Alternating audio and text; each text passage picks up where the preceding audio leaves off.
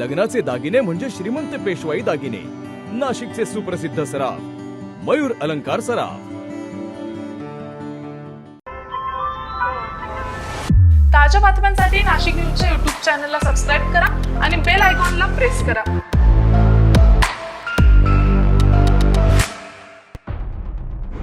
नाशिक जिल्ह्यातील सुरगाणा तालुक्यात भूसंपादन प्रकरणात न्यायालयानं थेट कारवाई करत संबंधित अधिकाऱ्यांना मोठा दणका दिलाय।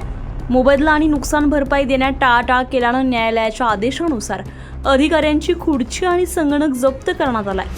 सुरगाणा तालुक्यातील चिराई मोहपाडा येथील गट क्रमांक 163 मधील 1 हेक्टर 27 आय जमीन 1984 साली भूसंपादन करण्यात आलेली होती। मात्र यासाठी संबंधित भूधारकांना अत्यल्प मोबदला मिळाला।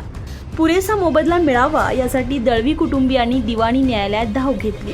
2017 मध्ये न्यायालयानं 3 महिन्यांत नुकसान भरपाई देण्याचे आदेश दिले। मात्र त्यानंतरही संबंधित विभागाकडून सातत्यानं टाळाटाळ करण्यात आली। अखेर न्यायालयानं कठोर भूमिका घेत कार्यकारी अभियंता तथा जिल्हा जलसंधारण अधिकारी यांच्या कार्यालयात जाऊन खुर्ची आणि संगणक जप्त करण्याची कारवाई केली आहे। तर ही कारवाई न्यायालयीन प्रतिनिधी, तक्रारदार आणि त्यांच्या वकिलांच्या उपस्थितीत करण्यात आलेली आहे।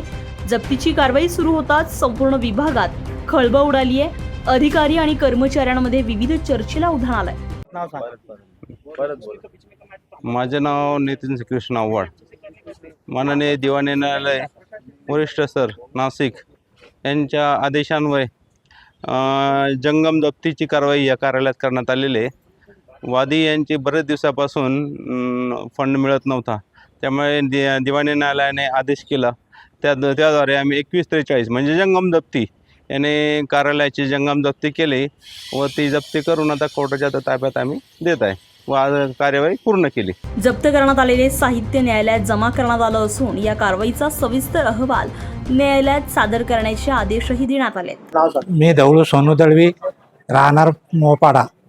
आमचे चिराई पाझर तलाव येथे जमिनी पाझर तलावामध्ये जमीन गेलेली आहे।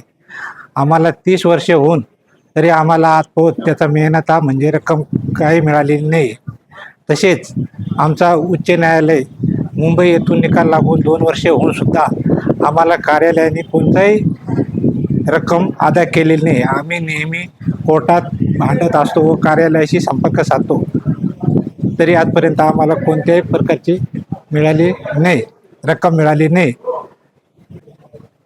त्यामुळे आम्ही लघु पाटबंधारे विभाग नाशिक जिप यांच्या येथून आज दिनांक सामान 5 कॉम्प्युटर व 1 खुर्ची जप्त करण्यात आलेली आहे।